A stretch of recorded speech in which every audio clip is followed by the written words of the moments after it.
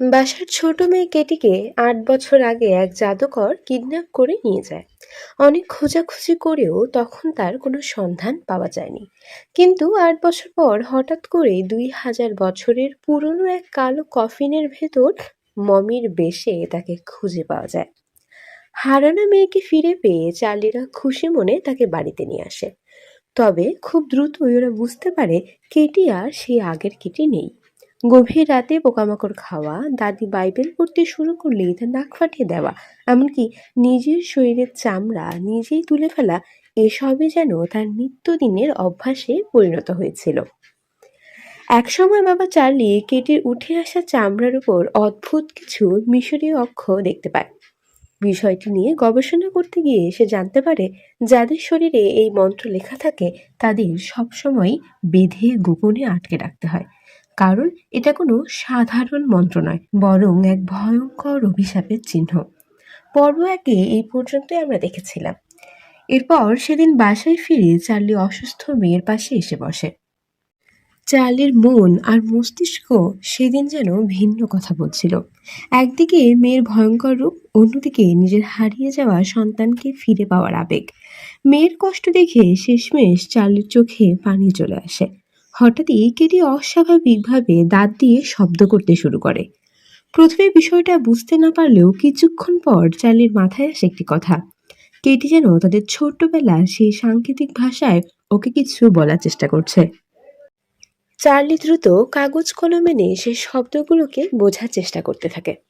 এদিকে কথা বলার জন্য কেটি এতটাই মরিয়া হয়ে ওঠে যে তার মুখ দিয়ে রক্ত বের হতে শুরু করে। মনে হচ্ছিল ওর হাতে আর খুব বেশি সময় নেই। একটু পরেই হয়তো ভেতরে থাকা সে পিচাস আবারও ওর উপর পুরোপুরি নিয়ন্ত্রণ নিয়ে নেবে। কোনো রকমে চার্লি কথাগুলো টুকে নেয়। এরপর দ্রুত কেটির ছোটবেলার স্মৃতির বক্স বের করে সাংকেতিক ভাষার অর্থ মেলাতে শুরু করে। অন্যদিকে গভীর রাতে ওয়াশরুমে যাওয়ার সময় মড কেটির রুম থেকে গানের শব্দ শোনে। কণ্ঠটা এতটাই পরিচিত লাগছিল যে সে ভেবে বসে হয়তো তার মা ভেতরে আছে। তাই দরজার সামনে গিয়ে সে তার মাকে ডাকতে শুরু করে। কিন্তু হঠাৎই ভেতর থেকে কেটির কণ্ঠ ভেসে আসে। আমি এখন সুস্থ হয়ে গেছি, এসো আমার রুমে এসো ছোট্ট বোন, আমি তোমার সম্পর্কে আরও জানতে চাই। কথাগুলো শুনে মড কিছুটা দ্বিধায় পড়ে যায়। ঠিক তখনই সে খেয়াল করে দরজার নিচ দিয়ে তার পা কোনো কিছুর সাথে যেন স্পর্শ করছে। মুহূর্তেই তার শরীর কেঁপে ওঠে। সে দৌড়ে চলে যাওয়ার চেষ্টা করে, কিন্তু সাথে সাথে ভেতরে থাকা পিচাসটা তাকে শূন্যে ভাসিয়ে তোলে। তারপর শুরু হয় ভয়ঙ্কর এক মন্ত্রপাঠ। ছোট্ট মড আতঙ্কে ছটফট করতে থাকে, কিন্তু নিজেকে ছাড়ানোর কোনো উপায়ই তার ছিল না। না জানি এই ছোট্ট মেয়েটার এখন কি হতে চলেছে।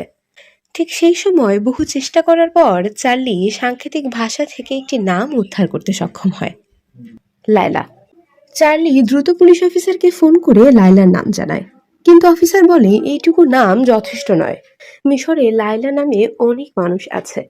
চার্লি তখন বলে, আমার পক্ষে আর বসে থাকা সম্ভব নয়, আমাকে জানতেই হবে কেটির সাথে ঠিক কি হয়েছিল। তখন অফিসারকে জিজ্ঞাসা করে, আচ্ছা, লায়লা নামে তোমাদের পরিচিত কেউ আছে? কোনো প্রতিবেশী বা কাজের জায়গার কেউ? অথবা কেটি হারানোর পর এই নামে কেউ কি কখনো যোগাযোগ করেছিল? হঠাৎই চার্লির কিছু একটা মনে পড়ে। সে দৌড়ে গিয়ে এতদিন ধরে কেটির নামে আসা সব চিঠিপত্র আর মেইল খুঁজে দেখতে শুরু করে।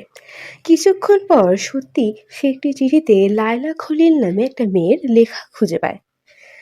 চিঠিটিতে লেখা ছিল, আমি চাইনি কেটির সাথে এমন কিছু হোক, ও আমার সবচেয়ে ভালো বন্ধু ছিল। এখানে আমরা বুঝতে পারি এই সেই লায়লা যার মা কেটিকে কিডন্যাপ করেছিল। চার্লি যখন অফিসারকে লায়লা খলিলের সম্পূর্ণ নাম বলে, তখন সে জোরদারভাবে তদন্ত শুরু করে। হঠাৎই তদন্ত করতে গিয়ে অফিসার একটি চমকে দেয়া তথ্য খুঁজে পায়। কেটির সাথে যাদের লাশ পাওয়া গিয়েছিল সেই দুই ভাইয়ের বোনের নামও ছিল লায়লা। অর্থাৎ মুভির শুরুতে দেখানো তিনটি বাচ্চার মধ্যে একজন ছিল লায়লা, আর বাকি দুইজন ছিল সেই কফিন বহন করা দুই ভাই। অর্থাৎ লায়লার পুরো পরিবারই জড়িয়ে আছে এই কালো কফিনের সাথে, অর্থাৎ কেটির এই অবস্থার পিছনে। যাই হোক, এবার অফিসার এই নতুন ঠিকানা নিয়ে রওনা হয় লায়লার বাসার উদ্দেশ্যে, আর অন্যদিকে চার্লি এবার চলে যায় প্রফেসরের কাছে। এবার প্রফেসর ওকে একটি পুরনো রেকর্ডার শোনায়, যেটি চার্লি দেওয়া নমুনা পরীক্ষা করার পর তিনি খুঁজে বের করেছিলেন। রেকর্ডারটিতে বলা হচ্ছিল, অনেক আগে মিশরে এক ভয়ঙ্কর পিশাচের অস্তিত্ব ছিল। এই পিশাচ পরিবারের একজন সদস্য থেকে অন্য সদস্যের মধ্যে ছড়িয়ে পড়তো, আর একটা সময় পুরো পরিবারকেই ধ্বংস করে দিত। কিন্তু পরবর্তীকালে হঠাৎ করেই 200 খ্রিস্টাব্দের পর থেকে এই পিশাচের প্রকোপ কমে যায়। তবে ঠিক কিভাবে তাকে কাবু করা হয়েছিল তা আজও রহস্য হয়েই আছে। এদিকে পরদিন মড স্কুলে যায়। স্কুলে যাওয়ার পরে মডের আচরণ খুবই অন্যরকম দেখায়। টিচারদের সাথে মড দুর্ব্যবহার করতে থাকে, আর বাসায় বসে কেটি ভয়ঙ্করভাবে হাসতে থাকে। এদিকে অফিসার জাকি লায়লার বাসায় পৌঁছে যায়। ফাঁকা বাসায় লায়লাদের খুঁজতে খুঁজতে সেই পুরনো পিরামিড আর কফিনের জায়গা খুঁজে পায় সে। ওর বুঝতে বাকি থাকে না কালো কফিনটি এখান থেকে সরানো হয়েছে। একটু পরেই সেখানে লায়লার মা চলে আসলে অফিসার জাকি সতর্ক হয়ে যায়। হঠাৎই লায়লার মা দৌড়ে আসলে অফিসার জাকি না পেরে গুলি চালিয়ে দেয়। এই দৃশ্য বাহির থেকে দেখে লায়লা দৌড় দেয়। অফিসার জাকি ওর পিছু করতে থাকে। লায়লা কোথাও একটা যে দ্রুত মাটি সরিয়ে একটা বক্স বের করে মাথার উপর তুলে ধরে। অফিসার জাকি ওকে বক্স খুলতে বললে দেখা যায় বক্সের ভিতর কেটির নামে একটা রেকর্ডার। এদিকে চার্লি সেব আর মডকে স্কুল থেকে বাসায় আনে। সারা রাস্তা মড অস্বাভাবিক আচরণ করতে থাকে। মিষ্টি মড একদম অবাধ্য বাচ্চার মতো আচরণ করে। ওর অবস্থা দেখে সেবও চার্লিকে জিজ্ঞাসা করে, ওর আবার কি হলো। এদিকে বাসায় ঘটে অন্য ঘটনা। ওদের মা কাজ করার সময় হঠাৎ লক্ষ্য করে পানির কল থেকে ঠিকমতো পানি বের হচ্ছে না। দ্রুত ও নিচে গিয়ে পানির কল ঠিক করতে থাকে। সেখানে এতটাই শব্দ হচ্ছিল যে ওর কানে উপরের কোনো শব্দই আসে না। এসবই ছিল কেটির প্ল্যান, কারণ ওর শিকার এখন হবে অন্য কেউ, আর সবাইকে ডিস্ট্র্যাক্ট রাখাই কেটির উদ্দেশ্য। ঠিক এই মুহূর্তেই ওর দাদি ওর রুমে ঢুকে ওর কাছে গিয়ে বাইবেলের মন্ত্র পড়তে যায়। কেটি তৎক্ষণাৎ উঠেই তার হাতে একটা কামড় বসিয়ে দেয়, এবং এতক্ষণেই কেটি ওর দাদির সামনে ওর আসল রূপে আসে। কেটির এই ভয়ঙ্কর অবস্থা দেখে ওর দাদি দৌড়ে ওই রুম থেকে পালাতে চায়, কিন্তু বিধিমাম দরজা তো বন্ধ। একটা মানুষও তার এই আর্তনাদ শুনতে পারে না। কেটি তার দাদির ক্রুশের চেইন দিয়েই তার গলায় ফাঁস দিয়ে তাকে শূন্যে ভাসিয়ে তোলে। হেসে বলে, মারা যাওয়া অত কষ্টের না দাদি, আমি বলছি তোমাকে। মহিলাটি ছটফট করতে থাকে। শয়তান কেটি হাসতে হাসতে তার দাদিকে কাচের জানালার বাহিরে ছুঁড়ে ফেলে দেয়। জানালার কাচ ভেঙে বাহিরে পড়ে যায় কেটির দাদি। ঠিক ওই সময় চার্লিরাও বাড়িতে এসে পৌঁছায়, আর ও দাদির শরীর সরাসরি এসে পড়ে চার্লিদের গাড়ির উপর। এমন একটা অবস্থা দেখে চার্লি আর সেব দুজনেই ভয় পেয়ে গেলেও মড ওর দাদির এই অবস্থা দেখে অস্বাভাবিকভাবে হাসতে থাকে। চার্লি আর সেব অবাক হয়ে ওর দিকে তাকায় যে হচ্ছেটা কি। ওরা বাহিরে বের হয়ে দাদিকে বাঁচাতেই যাবে, সাথে সাথে কতগুলো নেকড়ে এসে ওদের উপর হামলে পড়ে। চার্লিরা বের হতে পারে না। এদিকে এতক্ষণে কেটির মা টের পায় উপরে কিছু তো একটা হয়েছে। সে দ্রুত কেটির রুমের সামনে আসলে একা একাই দরজা খুলে যায়। সে ভিতরে যেয়ে দেখে কেটি তো ঘুম, সব শান্ত, কিছুই যেন হয়নি, শুধু কেটির রুমে জানালা ভাঙা। ওর মা দ্রুত উপর থেকে উঁকি মেরে যা দেখে তা সহ্য করার মতো না। নেকড়েগুলো তার মাকে জীবন্ত কুড়িয়ে কুড়িয়ে খাচ্ছে। কেটির মা এই দৃশ্য সহ্য করতে পারে না। আসলেই কারোর পক্ষেই এই দৃশ্য সহ্য করা সম্ভব নয়। এদিকে অফিসার জাকি রেকর্ডারটা অফিসে এনে অন করে। ভিডিওতে লায়লার মা কিছু একটা বলতে থাকে, কিন্তু অবাক করা বিষয় হলো কিছুই শোনা যায় না। জাকি রেগে লায়লাকে জিজ্ঞাসাবাদ করতে থাকে, রেকর্ডারে কিছু শোনা যাচ্ছে না কেন। ও বারবার লায়লাকে বলে কথা বলতে, কিন্তু লায়লা কিছুই বলে না। ও প্রচন্ড রেগে গেলে লায়লা না পেরে ওর কাটা জিহ্বা দেখায়। অনেক কষ্টে জাকিকে বলে, একবার কথা বলতে চেষ্টা করেছিলাম, এজন্য মা আমার জিভ কেটে দিয়েছে। জাকি কি বলবে বুঝতে পারে না। ও চুপ করে থাকে। লায়লা ওকে লেখার জন্য একটা কাগজ দিতে বলে। যাকে দ্রুত ওকে একটা কাগজ এনে দিলে লায়লা এবার সব কিছু লিখতে থাকে। লায়লা এমন ভয়ঙ্কর সব জিনিস লেখে যা পড়ার পরে যাকে নিজেই ভয় পেয়ে যায়। ও দ্রুত কল করতে থাকে চার্লিকে, কিন্তু চার্লি তো কল ধরে না, কারণ তখন ওদের উপর অন্য ঝড় বয়ে যাচ্ছে। ওদের বাসায় অনেক মানুষ এসেছে কেটির দাদিকে শেষ বিদায় জানাতে। অন্যদিকে মড একা একা নিজের দাঁত তুলে ফেলতে থাকে। যে বাচ্চা কিনা নিজের একটা দাঁত তুলতে ভয় পেত, সে আস্তে আস্তে তার সবগুলো দাঁত তুলে ফেলে দিতে থাকে। আর অন্যদিকে চার্লি কেটি রুমের বাইরে বসে থাকে, যাতে এবার কিছু হলে ও টের পায়। হঠাৎই সেব এসে চার্লিকে বলে, ড্যাড, তুমি মমের কাছে যাও, আমি এখানে আছি, মমের এখন তোমাকে প্রয়োজন। চার্লি সেবের কথায় সেবকে ওখানে রেখে ওর ওয়াইফের কাছে যায়।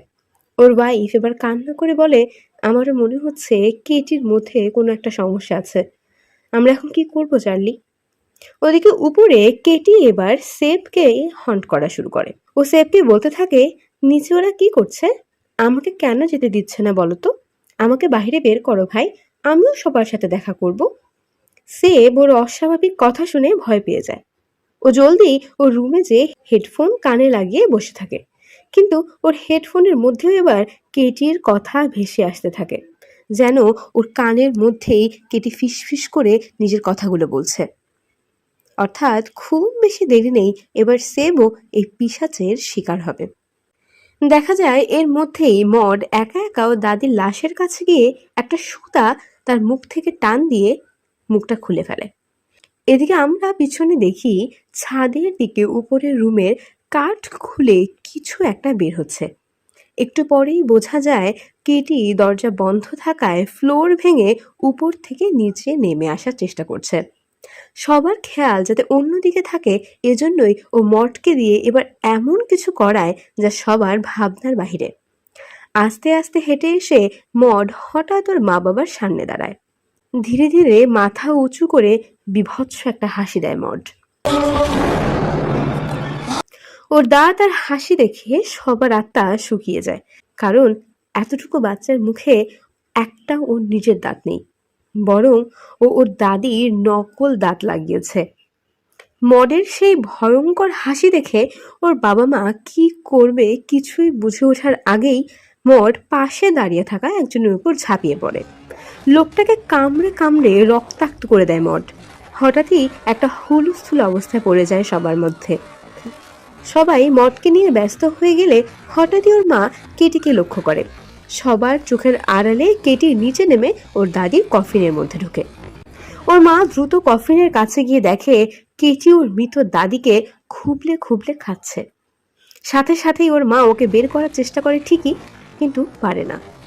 ওদের হাতাহাতির মধ্যেই ওর দাদির কফিন নিচে পড়ে যায়।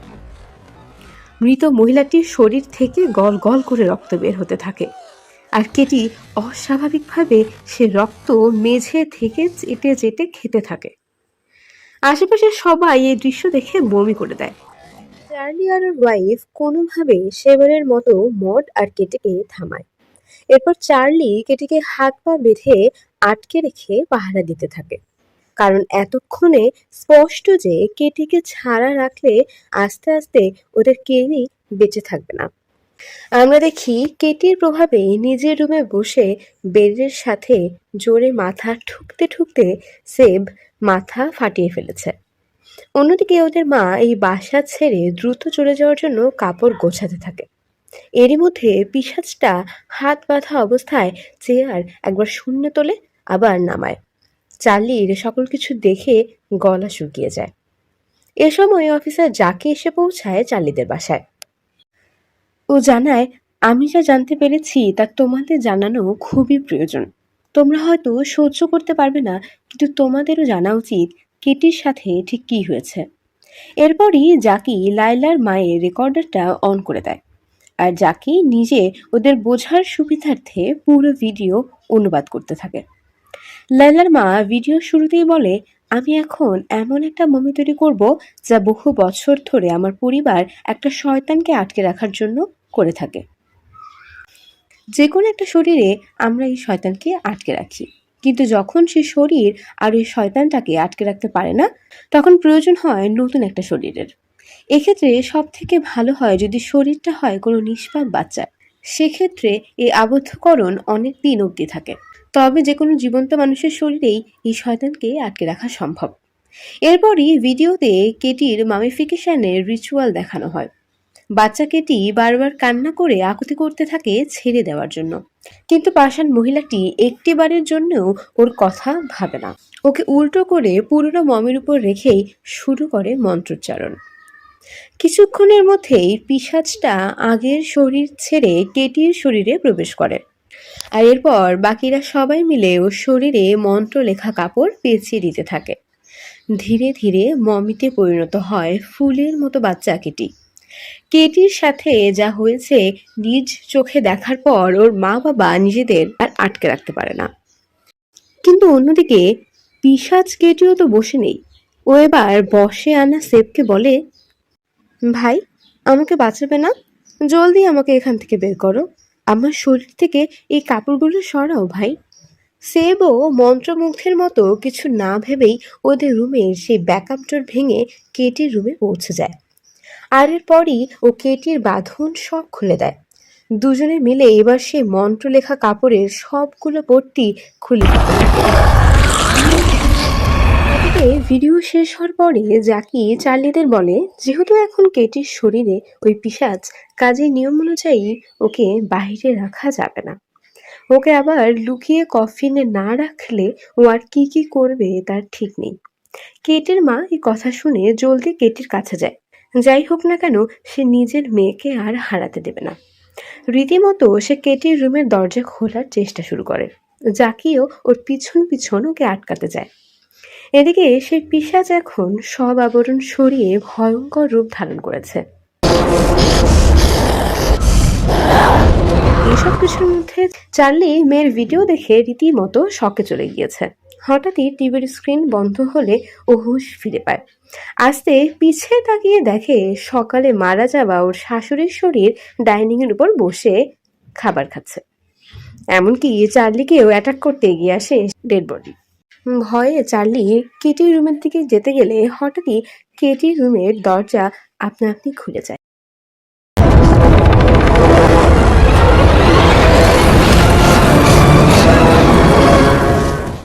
সমস্ত শক্তি নিয়ে পিশাচটা চার্লির উপর ঝাঁপিয়ে পড়ে। ওর মা আর জাকি থামাতে এলে ও এক ঝটকায় ওদের দুজনকে সরিয়ে দেয়। জাকি জ্ঞান হারায় আর কেটির মা আটকে যায় কেটির রুমে।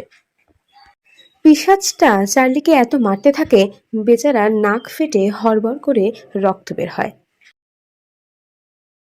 কোনো রকমে চার্লি পিশাচটাকে সরিয়ে পাশে ফেলে দেয়। এদিকে ওর ওয়াইফ বের হতে যাবে, তখনই কেটির রুমে ওর পথ আটকে দাঁড়ায় ছেলে সেব। সেব ওর মাকে রড দিয়ে মারার চেষ্টা করে। আর ওদিকে জাকির হুঁশ ফিরলে ও উপরে তাকাতেই ওর আত্মা শুকিয়ে যায়। মৃত দাদিটা ওকে ধরে রেখে মুখ থেকে একটা বিচ্ছু বের করে জাকির মুখে দিয়ে দেয়। সত্যি বলতে এই সিনগুলো যতটা না ভয়ের ছিল, তার থেকেও বেশি ছিল গা গুলিয়ে ওঠার মতো। একদিকে ওদের মা, অন্যদিকে জাকি, আর আরেকদিকে চার্লি, এই তিনজন পড়েছে তিন শয়তানের কবলে। সেবকে কোনোভাবে ওর মা পিছন থেকে এসে কেটিকে অজ্ঞান করে মেডিসিনটা পুশ করতেই ও জ্ঞান হারায়। আর এদিকে জাকি অনেক কষ্টে নিজের গলা চিরে বিচ্ছুটাকে বের করে। এই সিনটা সহ্য করা যে কি কষ্টের ছিল তা বলার বাহিরে। তোমাদের জন্য আমি কত কিছু দেখি, আর তোমরা একটা সাবস্ক্রাইবও করো না। যাই হোক, এদিকে চার্লি পিশাচটাকে ছুঁড়ে ফেলার পরে কিছুক্ষণের জন্য কেটি কথা বলে ওঠে। ও বলে, ড্যাড, আমি আর পারছি না, আমাকে বাঁচাও। অর্থাৎ ভিতরে এখনো কেটির অস্তিত্ব আছে। চার্লি নরম হতেই যাবে, তখনই পিশাচটা আবার বলে ওঠে, আমার নতুন শরীর লাগবে, তোর মেয়ের শরীরে আমি শক্তি পাচ্ছি না। চার্লি কোনো রকমে ওকে ঠেলে আবার সেখান থেকে সরে যায়। এদিকে জাকি অনেক কষ্টে পোকা বের করলেও সে মৃত শরীর ওকে আবার তাড়া করে। অনেক ধস্তাধস্তির পর একটা সময় ও লাথি দিয়ে বুড়ো ভূতটাকে এক জায়গায় আটকে দেয়। এরপর যেই না জাকি চার্লির কাছে আসে, চার্লি বলে, অফিসার জাকি, মন্ত্রগুলো মনে আছে না? মন্ত্রগুলো বলতে হবে। যাকে কিছু একটা বুঝতে পারে। এক রুমে লুকিয়ে ও আর চার্লি ইশারায় সংকেত দিতেই জাকি দরজাটা খুলে দেয়। আর সাথে সাথেই পিচাসটা চার্লির উপর এসে পড়ে। চার্লি ওকে ধরতেই জাকি এক পাশে সরে গিয়ে মন্ত্র পড়া শুরু করে, কিন্তু গলায় ক্ষত হওয়ায় ও ঠিক মতো উচ্চারণ করতে পারে না। না পেরে ও নিজের আঙুল দিয়েই কাটা গলায় হাত ঢুকিয়ে ওর ভোকাল কর্ড ঠিক করে মন্ত্র পড়া শুরু করে। এ সময়ই চার্লির ওয়াইফ সেখানে চলে আসলে চার্লি একটা করুণ দৃষ্টিতে ওর ওয়াইফের দিকে তাকিয়ে বলে, আই এম সরি। কিছুক্ষণ পরেই মন্ত্রের প্রভাবে কেটির শরীর থেকে পিশাচটা এবার চার্লির শরীরে প্রবেশ করে। অর্থাৎ নিজের মেয়েকে বাঁচাতে চার্লি নিজেরই বলিদান দেয়।